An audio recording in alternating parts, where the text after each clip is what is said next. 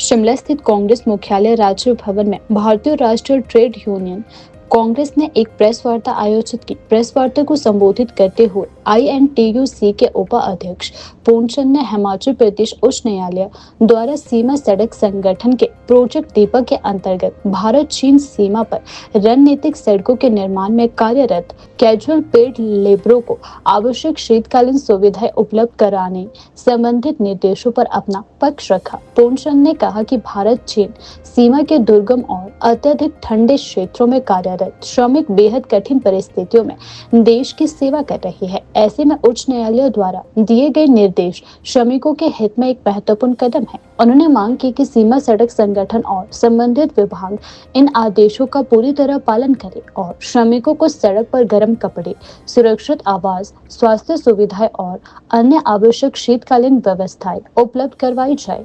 आईएनटीयू से उपाध्यक्ष ने कहा कि कैजुअल पेड लेबर लंबे समय से मूलभूत सुविधाओं की कमी के बीच कार्य कर रही है, जो उनके स्वास्थ्य और जीवन के लिए खतरा बन सकता है। तो आज प्रेस कॉन्फ्रेंस बड़ा इम्पोर्टेंट है। प्रेस कॉन्फ्रेंस बेसिकली हमने जो बॉर्डर रोड ऑर्गेनाइजेशन है, जो सामरिक सड़क है हिंदुस्तान तिब्बत रोड, उसमें जो मजदूर काम करता है उसके बारे में हमने ये बुलाई है। और हिमाचल प्रदेश में आपको मालूम है कि जब चाइना हिंदुस्तान का लड़ाई शुरू हुई थी 1961 में, इसको बनाया गया मई 1961 के दीपक प्रोजेक्ट के नाम से। और बेसिकली ये जो तिब्बत रोड के लिए, बॉर्डर रोड बनाने के लिए इस ऑर्गेनाइजेशन कंस्टिट्यूट किया।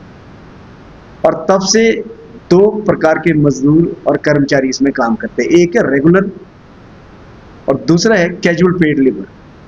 तो जो 1961 से लेकर अभी तक कैजुअल पेड लेबर है, इसको रेगुलर नहीं किया, ये कैजुअल पेड ही है।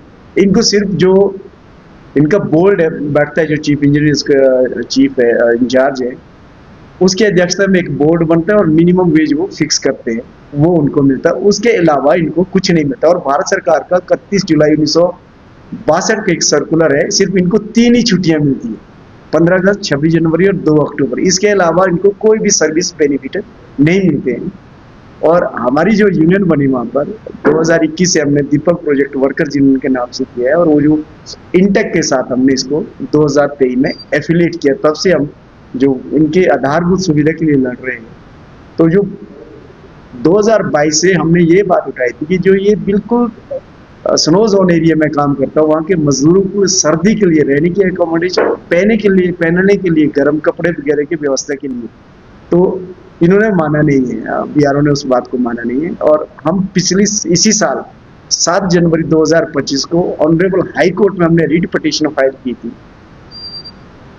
जो गर्म कपड़े और आधारभूत सुविधा के लिए।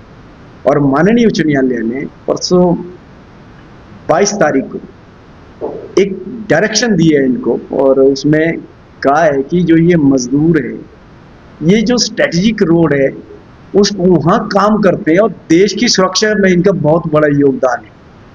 इनको जो ये डिमांड करें, ये लग्जरी नहीं है, एक जिंदा रहने के लिए इंसान के लिए ऐसे इलाके में देना जो है एम्प्लॉयर का, जो इनका नियोक्ता है, उसकी जिम्मेवारी है।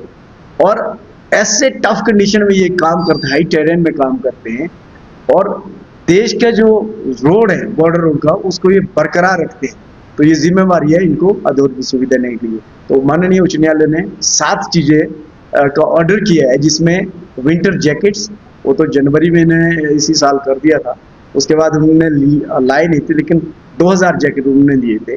तो वो जो जैकेट उनको डिस्ट्रीब्यूट करते हैं, उसके साथ उन्होंने ये कहा ट्राउजर भी इनको देना है, कैप है, वुलन कैप है, ग्लव्स है, जो वुलन ग्लव्स है, शूज है, सेफ्टी शूज है, वो है, और रेन कोट है। और बॉडी को गर्म रखने के लिए मिट्टी तेल भी देना है मजदूरों को। और ये कहा है कि जो कंप्लाइंस होनी है इसकी, वो कंप्लाइंस होनी चाहिए 7 जनवरी 2026 तक सबको डिस्ट्रीब्यूट होना चाहिए, और उसका सारा रिपोर्ट ऑनरेबल हाई कोर्ट ने वो मांगे।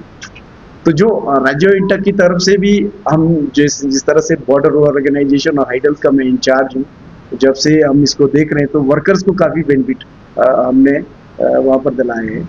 और हिमाचल प्रदेश में 2 जगह सड़कें हैं। एक तो है तामी किंगल रोड, और कुंवारी से लेकर जो आगे ये आगे है शिव किला तक, शिव किला है जो चाइना बॉर्डर है। दूसरा समदू से कौरिक, आपने नाम सुना होगा, लपचा कौरिक, बिल्कुल एक मैं वहां तक गया हूँ।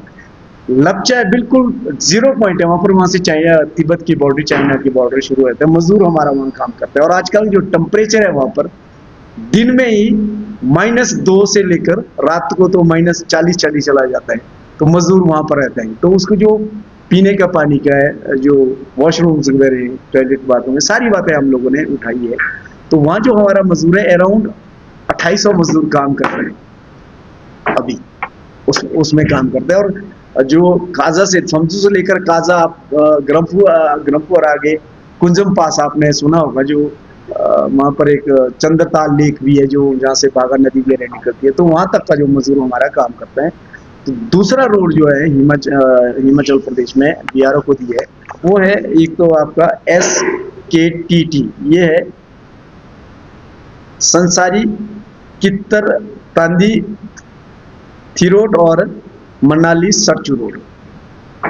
ये है जो लेह लद्दाख को कनेक्ट करता है, और लेह लद्दाख के साथ भी वो जो सड़कें है चाइना बॉर्डर को कनेक्ट करते। तो हिमाचल प्रदेश में 2 प्रोजेक्ट इनके टास्क फोर्स बैठती है, एक ज्यूरी में बैठती है, उसका टास्क फोर्स का जो हेडक्वार्टर्स है उसका नंबर है 759 BRTF border road task force, दूसरा है 38 BRTF वो मनाली में बैठती है।